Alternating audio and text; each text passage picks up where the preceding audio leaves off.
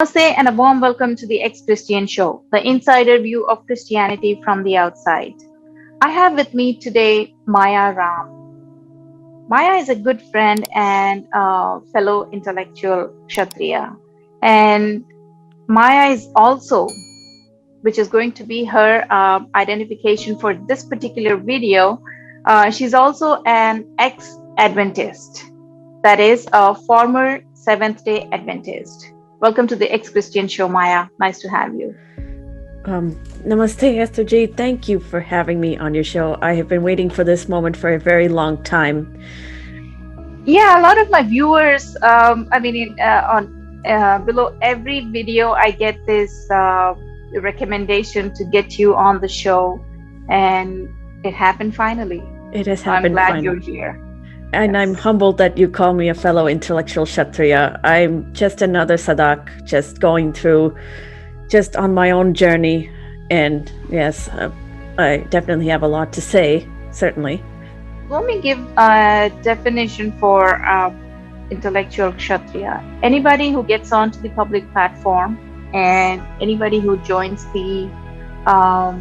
because we are calling it kshatriya, I would like to generously use the warfare. So anybody who joins the warfare is kshatriya. And since we're doing it on an intellectual platform, trying to bring in the academics into this warfare, it becomes an intellectual warfare. So, yes, so that's what is really commendable. And viewers, the reason I used ex Adventist instead of general ex Christian is because Seventh day Adventism is a cult, and getting out of a cult is way more difficult than getting out of Christianity. Um, could you begin with defining cult? What is a cult? Yes, that's a very good question, because others have would have different definitions of a cult.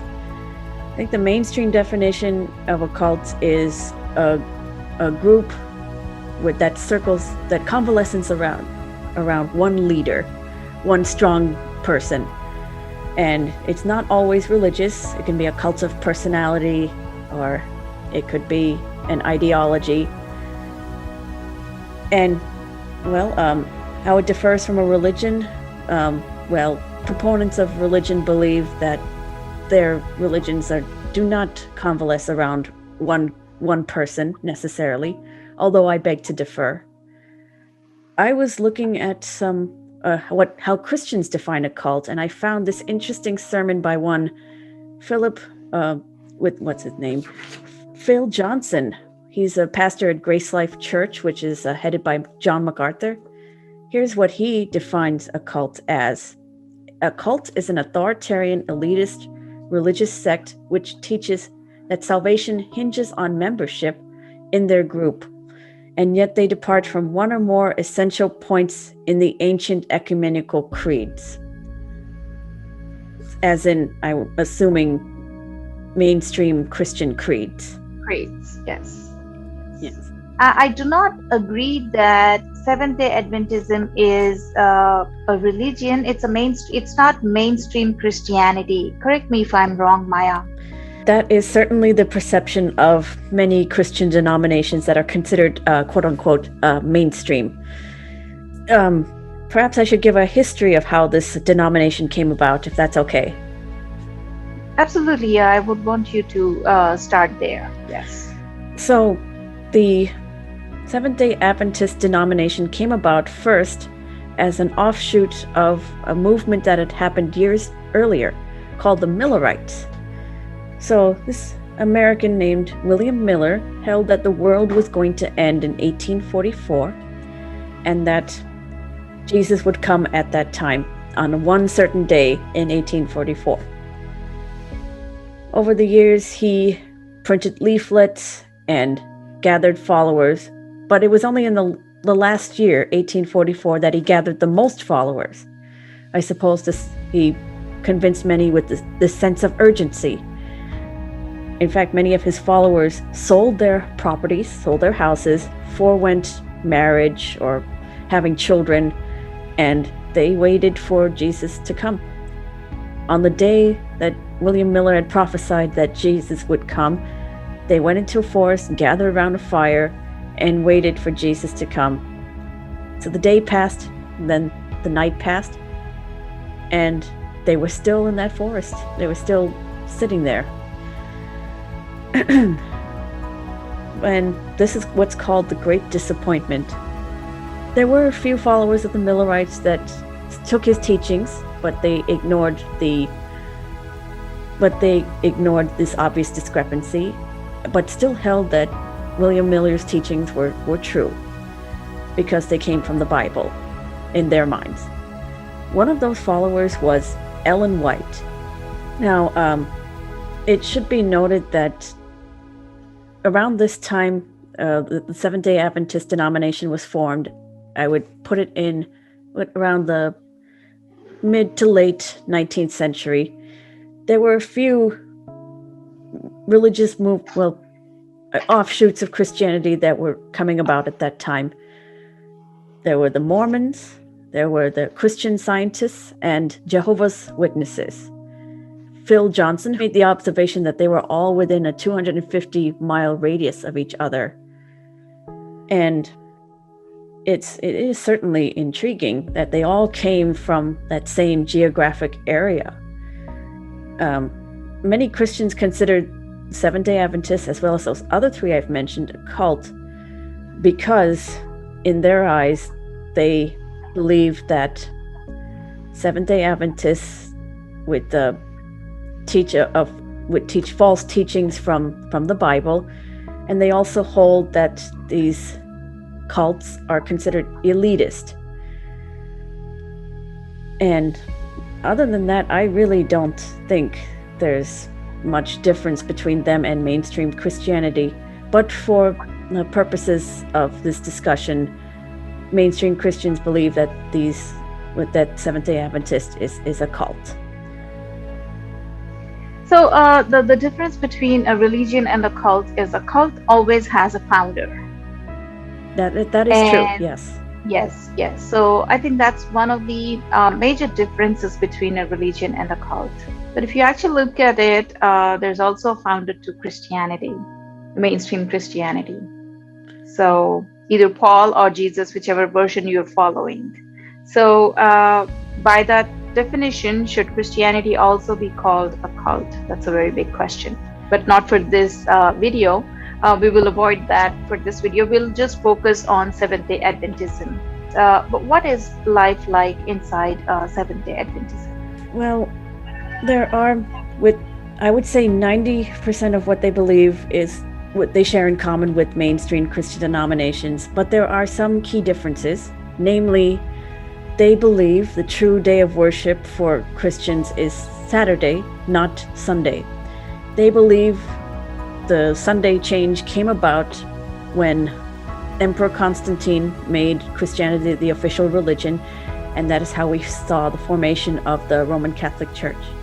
And one of the big changes they made, which the Seventh-day Adventists believe were heretical, was changing the Christian day of worship to Sunday.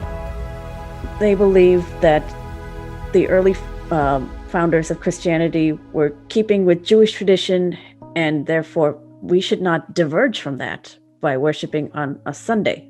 That's their belief. So it took them about 1800 years to figure that out?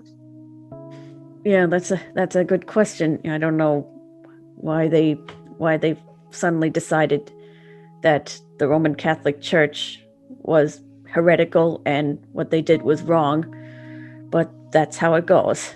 And so it also took Protestants to figure that Roman Catholic Church was Antichrist denomination or organization. Took 1500 years. Yeah, I know. It did take a while. Yes. Yeah. So just 300 years after Protestantism came about, that's not a long time. So they can still be considered religion. Is that why they're asking to be considered in mainstream denominations? The reason why they are want to be considered a mainstream denomination is they truly believe that they have the true interpretation of Scripture compared to the other mainstream denominations. They also believe that most of the Protestant denominations that came about after Martin Luther first broke away, they believe they're now heretical and are now proxies of the Vatican. In recent years, we have seen overtures from the Catholic Church to Protestant denominations in the name of religious harmony or unity. And the Seventh-day Adventists are very, very suspicious of that. In fact, I would say they're the only denomination that is highly suspicious of the Catholic Church. Okay. So you were talking about life inside Seventh-day Adventism. So I would like to ask one question on that. Sure. So growing up as a Seventh-day Adventist, I know your mother was a Seventh-day Adventist and she took you and your brother to church. So were there too many do's and don'ts? There are quite a few. During church service, for example, women are to wear long dresses and not even with no jewelry, not even small earrings. So the earrings that I'm wearing right now, the Mangal Sutra you're wearing right now, that would not be allowed. And also, so the Seventh-day Adventists are the only Christian denomination that tout a vegetarian diet. To their credit, I would say. So they do not eat any meat. I'll tell you why. Because they believe that previously the inhabitants of the earth, humans, were living until up to age 900. I'm sure you can recall stories from the Bible of Methuselah, for example, who lived to be more than 900 years old.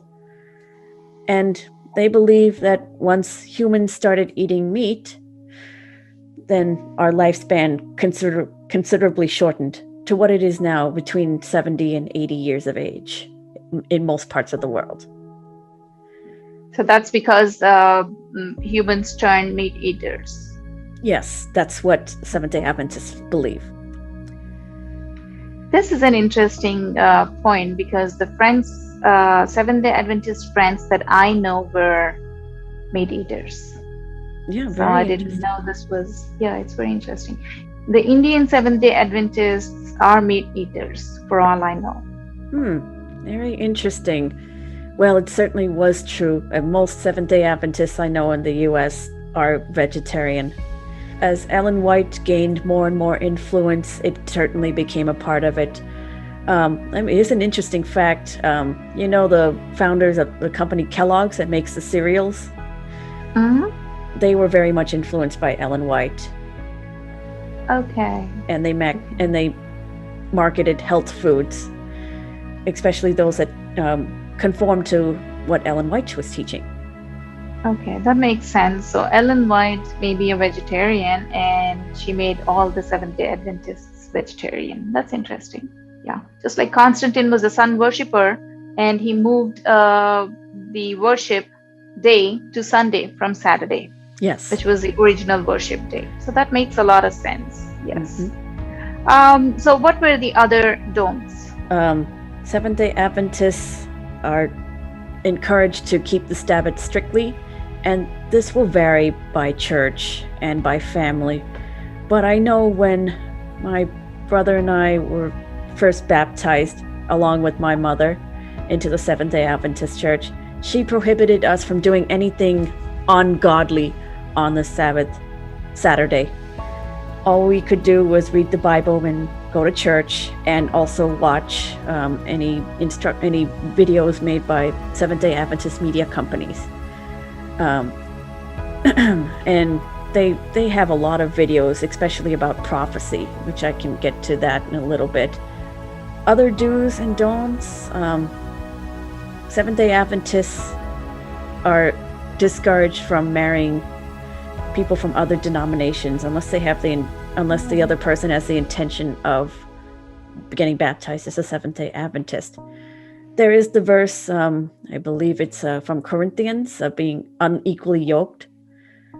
And they believe that even being married to another Christian from another denomination, if they're not Seventh-day Adventists, then they would be unequally yoked. So that bears similarities with many exclusive cults, for sure. So, where were all these do's and don'ts recorded, documented? Did they have a different Bible, or were they following the same Bible as the mainstream Christianity? They follow the same Bible as Christianity. They hold the Bible as important.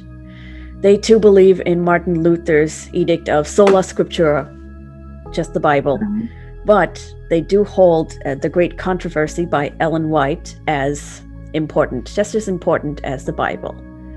It's not a third holy scripture like with the Book of Mormon. But it is important. Okay. So you said you and your brother were prohibited from doing anything ungodly. Would doing homework on a Saturday be considered ungodly? Yes. Okay.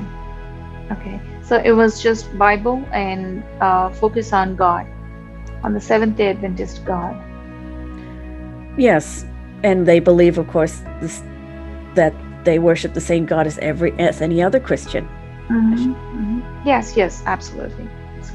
So, so you said they were not following any other Bible, right? So, Right. how were these do's and don'ts incorporated into a kid's lifestyle within families? Was it being tutored by the church pastors? Very often it comes from the pastors.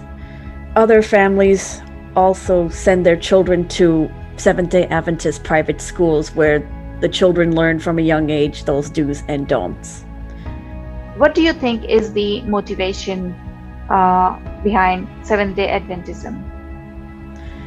I would say the motivation, especially for Ellen White, was certainly about control and wanting to be, prominent, wanting to have a group of followers. Wealth, as far as I know, I don't think she accumulated a great deal of wealth in her lifetime compared to some other leaders like Joseph Smith. She does have an estate, I think, somewhere in New York, and it's, from what I've seen, what I've heard from others, it's just a humble home. But it was more so about control and having influence over a large group of people. As I mentioned earlier, she influenced the founders of Kellogg, and with many of their foods were created based on her strange health beliefs. Like, for example, she believed that many ailments could be solved with bland foods, and even some undesirable behaviors like masturbation could be solved with bland foods. And that's something to think about the next time you have a bowl of cornflakes. Yeah. That's interesting. So what do you think of the homeschool movement? Can we tie that in to the cult-like behavior? Yeah, I was not homeschooled. I was thankfully allowed to go to regular school. Otherwise, I probably would not be in the position that I am today. But I would say that the motivation to homeschool is driven by this same thing, needing to have influence. In this case, it's a smaller group. It's parents over their children, however many they have, and needing to influence what their children believe and what they see, so that they do not stray from the paths that they have set out for them. So I would say yes.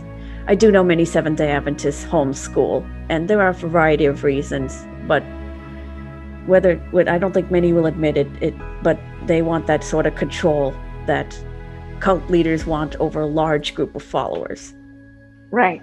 So yeah, homeschool movement is a mini cult. Mini cult. Yes. And they're not as greedy as the actual cult founders.